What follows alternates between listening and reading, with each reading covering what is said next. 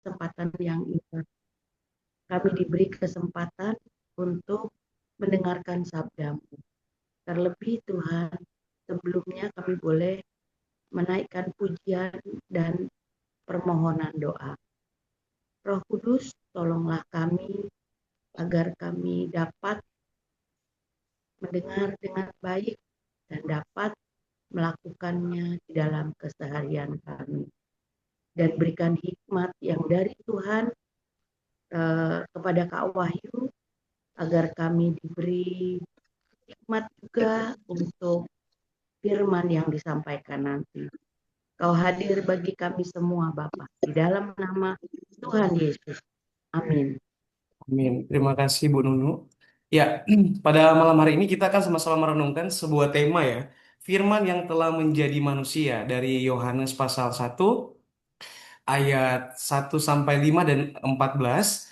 Kemarin di khotbah umum 1 dan 2 Pendeta Robert sudah membahas tentang firman yang telah menjadi manusia Bapak Ibu ya. Namun di sini juga kita akan melihat secara esensi dari firman yang menjadi manusia, apa esensinya Bapak Ibu.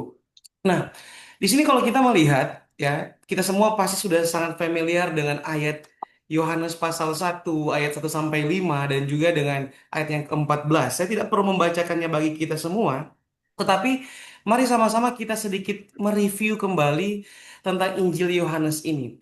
Injil Yohanes ini Bapak Ibu berbeda dengan Injil-Injil sinoptik pada umumnya ya, seperti Matius, Lukas, ya, di mana Matius, Markus, Lukas itu menulis di dalam bagian pertama atau mengawali Injil itu mereka menulis tentang riwayat Yesus, sisilah Yesus. Tetapi berbeda. Keunikan dari Injil Yohanes, dia mau menyajikan kepada kita tentang hakikat Yesus, ya. Tentang Yesus itu adalah Allah. Ya, Bapak Ibu, kita bisa melihat di dalam ayat 1 itu sangat jelas. Yohanes menuliskan bahwa pada mulanya sudah ada firman, dan firman itu dengan Allah, dan firman itu adalah Allah. Nah, di sini kalau kita melihat di dalam latar belakang penulisan Injil Yohanes ini, Yohanes ini sebenarnya ingin menjawab atas pertanyaan-pertanyaan dunia tentang Yesus. Di mana di situ Rasul Yohanes ini adalah murid Tuhan Yesus, ya. Dia ingin menjawab setiap pertanyaan-pertanyaan dunia, dia juga ingin menjawab setiap pertanyaan-pertanyaan dari orang-orang yang mengkritisi tentang kekristenan. Dan bahkan kita melihat di dalam eranya Yohanes di situ ada begitu banyak bidat, ada begitu banyak gnostik, ajaran-ajaran yang sesat yang mempertanyakan tentang ketuhanan Yesus, yang mempertanyakan eh, status Yesus Kristus sendiri, Bapak Ibu.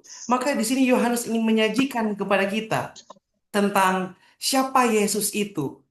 Dan di dalam ayat yang pertama Yohanes hendak hendak menegaskan bahwa Yesus itu yang Sang Firman, Sang Logos itu sudah berada sejak dunia belum dijadikan Bapak Ibu. Berarti apa? Berarti kita melihat di sini bahwa sebelum ada Adam dan Hawa, sebelum ada penciptaan, Yesus atau Logos itu sudah ada.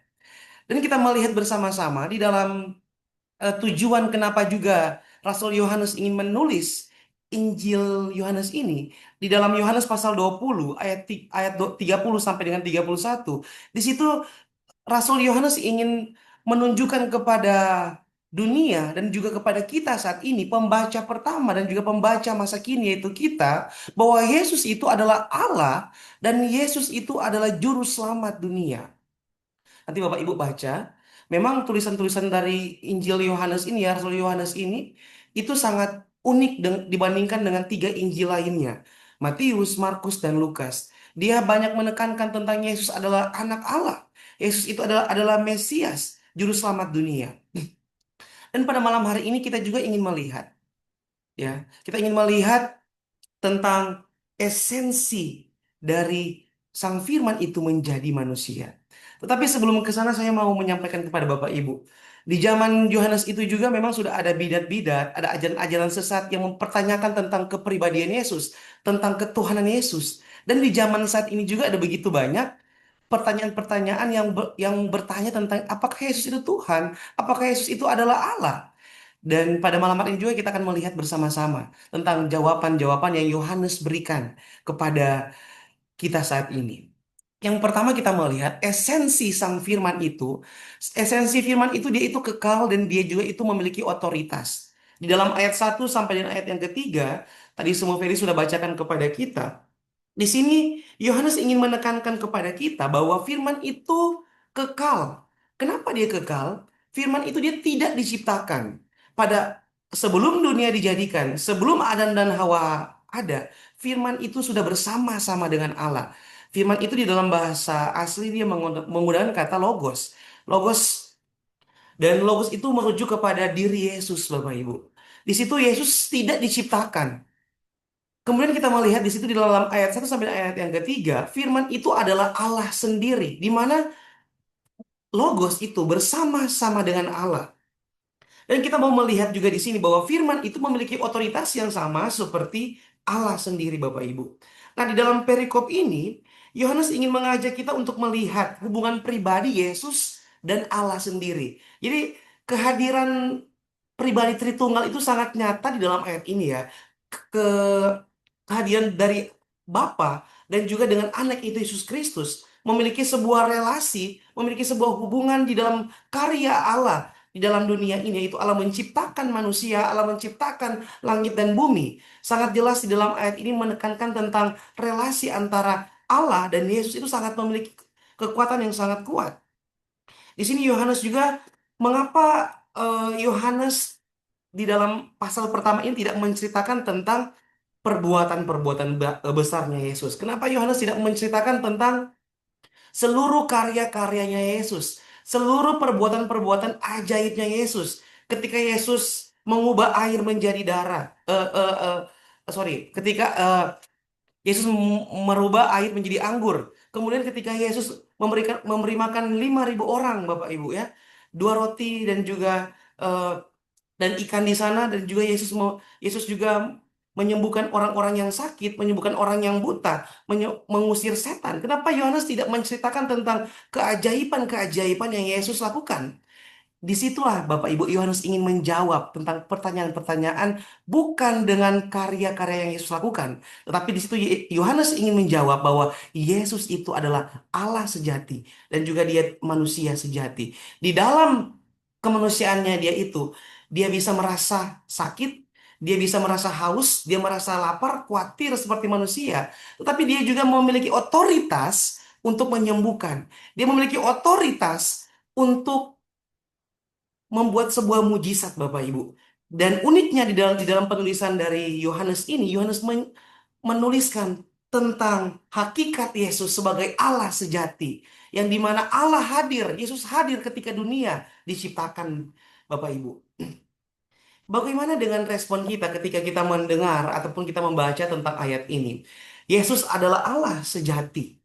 Dia memiliki peranan yang berotoritas di dalam penciptaan, di dalam kehidupan umat percaya. Apakah selama ini kita bertanya, memiliki pertanyaan-pertanyaan yang kritis tentang siapa Yesus? Rasul Yohanes pada malam hari ini mau menegaskan kepada kita bahwa Yesus itu adalah Tuhan.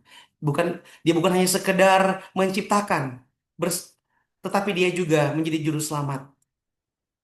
Inkarnasi Logos menjadi manusia atau menjadi di dalam pribadi Yesus adalah mediator agar manusia itu di dunia dapat mengenal Allah. Jadi kehadiran Yesus itu membawa manusia atau dunia saat itu dan juga saat sekarang ini bisa mengenal Allah di dalam diri Yesus Kristus, Bapak Ibu.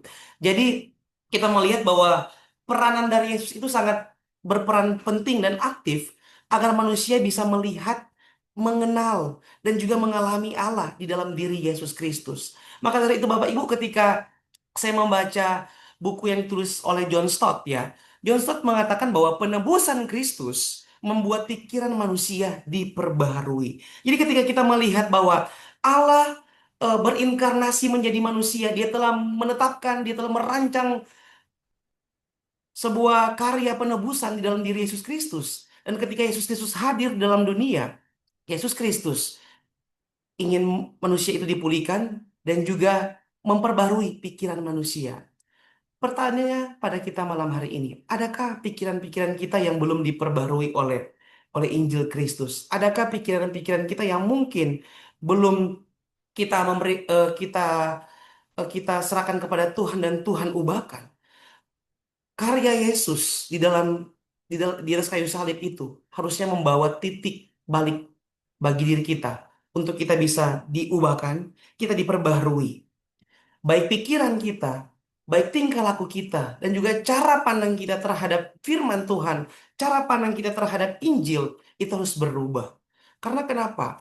Karena Allah sudah memberikan Sang Logos itu Yesus Kristus, untuk hadir di tengah-tengah kita, dan menjadi teman bagi kita, menjadi sahabat bagi kita, dan juga sebagai sarana untuk membawa pembaruan di dalam pikiran hati manusia. Jadi ketika kita memahami tentang karya Allah, kita juga dituntut untuk melakukan kehendak Allah, Bapak Ibu. Maka dari itu, kita seorang bisa memahami teologi tidak cukup. Dia harus melakukan apa yang diajarkan di dalam Alkitab. Jadi bukan hanya sekedar konsep saja, kita tahu tentang cara bagaimana kita berbuat kasih. Kita tahu tentang cara bagaimana kita mengampuni.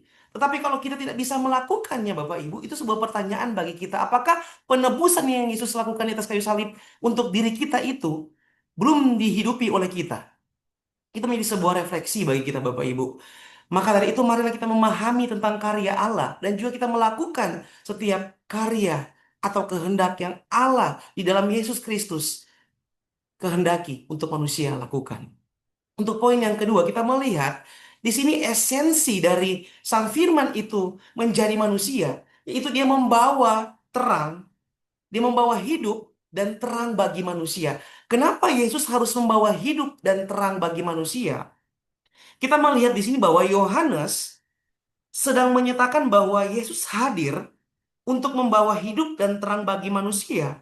Mungkin saat ini kita bertanya-tanya, kenapa hidup, kenapa terang?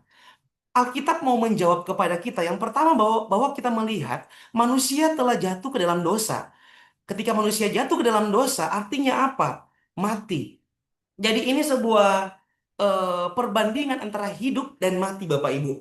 Mati bukan berarti kita mati secara jasmaninya kita. Tetapi manusia ketika dia jatuh di dalam dosa, dalam kisah kejatuhan manusia Adam dan Hawa, di situ mati berarti bahwa hubungan kita dengan Allah itu menjadi terpisah dan kita mati secara spiritual. Kita tidak bisa mengenal Allah yang hidup, kita tidak bisa mengenal Allah yang menciptakan dunia ini. Allah yang menciptakan kita. Kemudian kita melihat bahwa akibat dari dosa adalah maut. Sehingga manusia membutuhkan penebus, membutuhkan juru selamat untuk memulihkan kehidupan manusia. Untuk manusia itu bisa hidup. Tidak bisa manusia menjadi Allah. Tetapi Allah menjadi manusia itu sangat bisa, Bapak Ibu. Tidak bisa manusia menjadi Allah. Tetapi Allah menjadi manusia itu bisa, Bapak Ibu. Kemudian kita melihat ketika berbicara tentang bagaimana esensi Sang Firman itu membawa hidup dan terang bagi manusia, kita melihat bahwa dia ingin menyelesaikan akar dosa. Nah, akar dosa, manusia itu hidup di dalam gelap, dan manusia itu bersembunyi di dalam kegelapan. Maka dari itu, kata hidup dan kata terang itu merupakan bukan hanya sekedar menunjukkan hakikat Allah.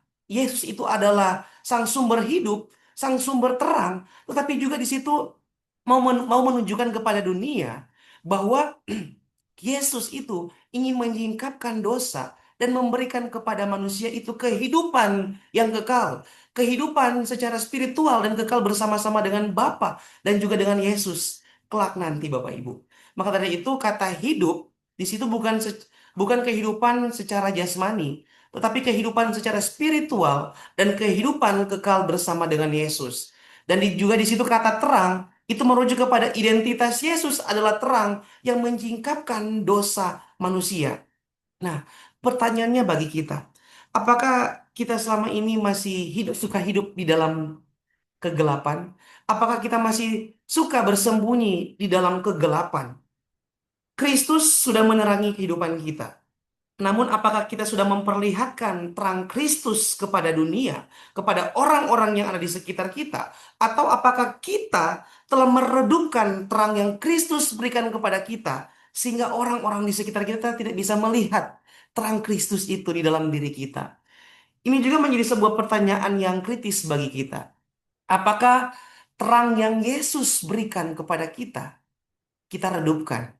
Sehingga orang-orang di sekitar kita tidak bisa melihat cahaya atau terang itu di dalam diri kita. Ini juga merupakan sebuah identitas kita, Bapak Ibu ya. Sebagai anak-anak terang, kita juga harus menunjukkan terang Kristus yang sudah Kristus berikan kepada kita. Ketika kita mengatakan kita adalah orang Kristen, kita adalah orang yang percaya. Tentu saja kita juga dituntut untuk tidak hidup atau bersembunyi di dalam kegelapan atau di dalam gelap. Mari sama-sama kita membawa area-area mungkin yang tertentu dalam diri kita yang belum disinari, belum diterangi oleh cahaya Kristus. Mari kita bereskan di hadapan Kristus. Sebab ketika kita sudah diterangi oleh cahaya Kristus itu, pasti kita akan berbuah. Pasti orang lain juga akan melihat tentang terang itu di dalam diri kita. Sehingga mereka juga bisa mengikut Kristus, mereka bisa menerima Kristus.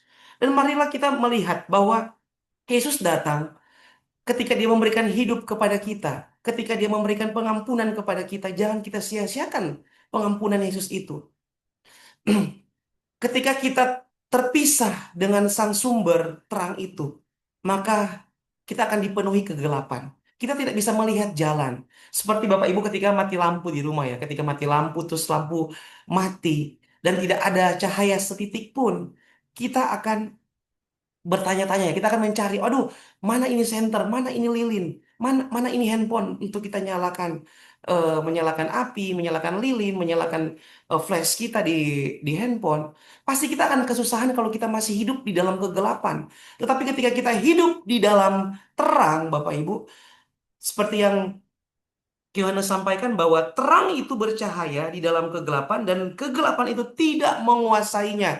Ketika kita betul-betul hidup di dalam terang, kita tidak akan dikuasai oleh kegelapan. Tetapi ketika kita kompromi dengan dosa, kita kompromi dengan kegelapan, Bapak Ibu, kita akan terus-menerus hidup di dalam kegelapan.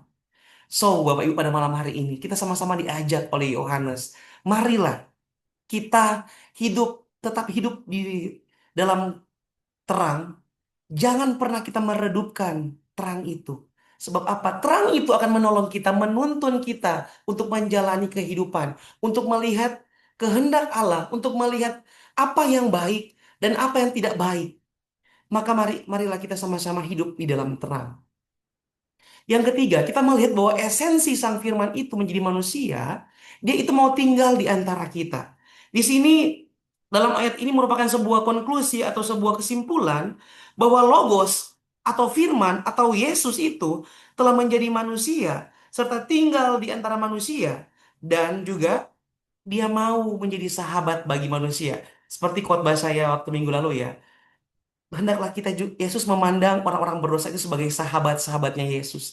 Dia mau akrab dengan orang-orang yang berdosa. Dia mau merengku, dia mau bersahabat dengan mereka. Agar apa? Agar orang-orang berdosa itu bisa merasakan kasih Allah yang hangat di dalam diri Yesus Kristus. Kita eh, pengetahuan tentang Yesus tidaklah cukup, Bapak Ibu. Maka dari itu manusia juga perlu mengalami Yesus sehingga manusia bisa merasakan akan kasih Allah yang dimana Allah senantiasa menyapa manusia, senantiasa mau hadir untuk manusia agar manusia bisa mendapatkan kehidupan yang kekal, mendapatkan kenyamanan yang Allah berikan kepada manusia. Kita melihat di sini bahwa di dalam ayat 14 ini Allah mau merapu menjadi manusia. Seperti yang saya katakan di awal tadi, Allah mau hadir, sorry Bapak Ibu, menjadi manusia di dalam diri Yesus Kristus. Dia merasakan haus, dia merasakan kekhawatiran, dia merasakan kesakitan. Itu tanda bahwa Allah merapu di dalam diri manusia di dalam Yesus Kristus, Bapak Ibu. Kemudian kita melihat juga di dalam ayat 14 ini, Allah memperhatikan kebutuhan manusia. Sangat jelas Yohanes mengatakan bahwa Firman itu telah menjadi manusia dan tinggal di antara kita, dan kita melihat kemuliaannya, yaitu kemuliaan sebagai anak tunggal Bapa, penuh kasih, anugerah, dan kebenaran. Di situ Allah mengetahui bahwa manusia itu membutuhkan kehidupan yang kekal. Manusia itu perlu yang namanya itu dipulihkan hubungannya dengan Allah agar dia bisa merasakan sukacita. Dia bisa terlepas dari luka-luka masa lalu. Dia bisa terlepas dari hal-hal yang mengikat dia itu dosa. Maka Allah mengutus Sang Firman itu Logos itu Yesus untuk datang ke dalam dunia. Kemudian kita melihat bahwa Allah ingin menyatakan kemuliaannya di dalam diri Yesus kepada dunia. Jadi sangat jelas bahwa Sang Firman itu menjadi manusia dan dia mau tinggal di antara manusia agar juga dia bisa menyatakan kemuliaannya kepada dunia. Kita melihat bahwa di dalam kisah Yesus yang berjumpa dengan Sakeus di dalam Lukas pasal 19 ayat 5, saya bacakan bagi kita. Ketika Yesus sampai ke tempat itu, ia melihat ke atas dan berkata kepada Sakeus, "Sakeus, segera turun, sebab hari ini aku harus menumpang di rumahmu." Kita melihat bahwa Yesus ingin tinggal bersama dengan manusia. Siapa sih manusia itu sehingga Yesus ingin sekali untuk tinggal bersama-sama dengan manusia? Manusia adalah manusia yang berdosa. Tetapi Yesus adalah Allah. Dia tidak melihat keberdosaan manusia, tetapi dia melihat manusia itu adalah manusia yang berharga. Kita semua adalah manusia yang berharga. Kita semua berharga di mata Tuhan, sehingga Tuhan mengutus Yesus untuk menebus kita manusia, untuk membuat kita bernilai kembali Bapak Ibu. Namun kita melihat ketika Yesus mau menumpang di rumah Sakeus, apa respon Sakeus? Di dalam ayat 9, ayat 6, Sakeus pun segera turun dan menerima Yesus dengan penuh sukacita. Ketika Yesus menjadi manusia dan dia mau tinggal bersama dengan kita, pertanyaannya, apakah kita mau menerima Yesus? Yesus udah tinggal bersama dengan kita loh. Yesus udah berada di antara kita. Tetapi pertanyaannya, apakah kita mau menerima Yesus? Kita mau membuka hati kita untuk Yesus masuk di dalam hati kita, di rumah kita. Di dalam Yohanes pasal 15 ayat 4a mengatakan bahwa tinggallah di dalam aku dan aku di dalam kamu. Ini berbicara tentang pokok anggur yang benar, Bapak Ibu. Di sini Yesus mau mengundang kita untuk marilah kita tinggal di dalam Yesus. Allah sudah menyatakan Yesus Kristus bagi kita. Dan Yohanes mempertegas kepada kita bahwa Yesus itu tinggal di antara kita. Allah tinggal di antara kita. Dan di dalam Yohanes pasal 15 ayat 4a ini, Yesus pun mengundang kita. Tinggallah di dalam aku. Dan aku di dalam kamu. Artinya apa? Yesus ingin kita tinggal di dalam dia. Agar di kehidupan kita ditransformasi. Ketika kehidupan kita ditransformasi, maka akan ada apa? Ada buah dari transformasi yang kita alami di dalam Kristus. Ketika kehidupan kita ditransformasi dan menghasilkan buah, maka kita juga bisa mengenal akan Bapa. Kita mengenal akan Allah yang benar di dalam diri Yesus Kristus. Pertanyaannya kembali kepada kita. Apakah kita mau mengenal Yesus? Apakah kita mau tinggal bersama Yesus? Apakah kita mau membuka hati kita untuk Yesus masuk dan merubah hidup kita? Atau tidak? Ketika kita belum belum ditransformasi, egois kita mungkin belum bisa berubah. Sikap marah-marah kita belum bisa berubah.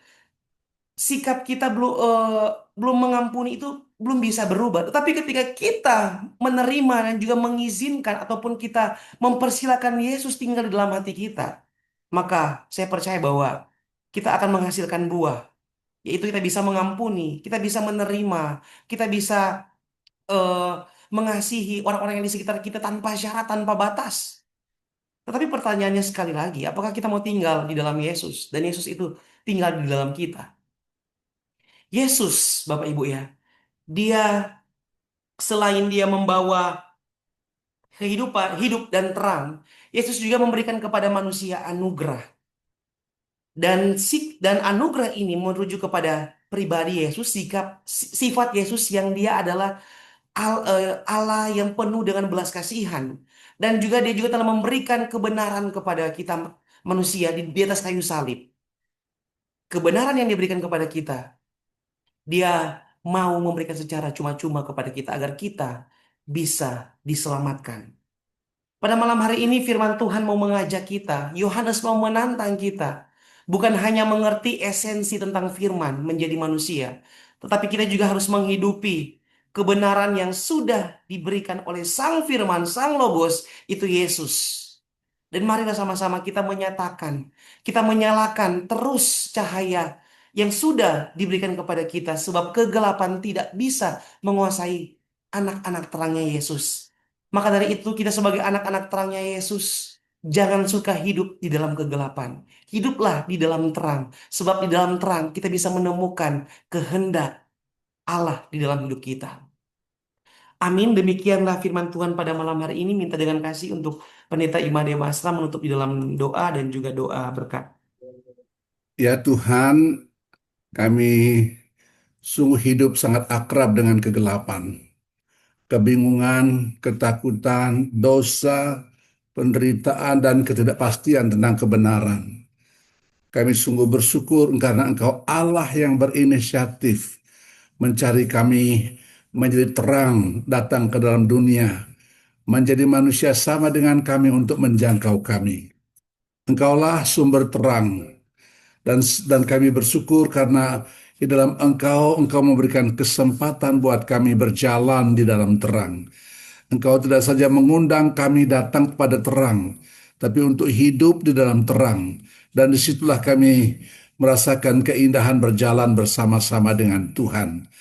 Bersyukur firman yang kami renungkan, yang telah disampaikan malam hari ini kepada kami. Bersyukur membuat kami lebih mengerti siapa Tuhan yang begitu mengasihi kami. Datang menjadi terang, supaya barang siapa yang percaya kepadanya tidak binasa. Dan setiap orang yang percaya memperoleh hak untuk menjadi anak-anak Allah. Bapa, kami sangat berterima kasih untuk inisiatif yang Tuhan buat bagi kami. Dan sekarang ya Tuhan, ketika kami sudah mendengar firman-Mu, kami akan mengakhiri persekutuan kami. Kami menengadahkan segenap diri kami kepadamu, dan mohon kiranya Engkau mencurahkan anugerah damai sejahtera Yesus Kristus yang melampaui segala akal itu. Kasih Allah dan penyertaan Roh Kudus turun tinggal menyertai kami sepanjang kami berjalan di dalam terang Tuhan. Sepanjang hidup kami, bahkan sampai selama-lamanya. Haleluya. Amin. Amin. Terima kasih Penginjil Wahyu yang sudah menyampaikan firman Tuhan malam ini, dan juga Semu Felis yang sudah menjadi liturgos, dan juga kehadiran Bapak Ibu Saudara yang boleh hadir di ibadah pada malam hari ini. Dan kita akan ketemu hari Sabtu secara onsite di gereja jam 8. Berharap Bapak Ibu bisa untuk ikut datang beribadah. Kita juga akan berdoa bersama-sama. Terima kasih Bapak Ibu, selamat malam. Tuhan Terima memberkati. kasih, terima kasih. Terima kasih, selamat malam. Ya, Terima kasih. ya, makasih Pak Wahyu, Sigit. Sumastra. Selamat malam. Salam semuanya. Selamat malam semua. Tuhan Selamat malam. memberkati. Udah. Malam Pak Walter.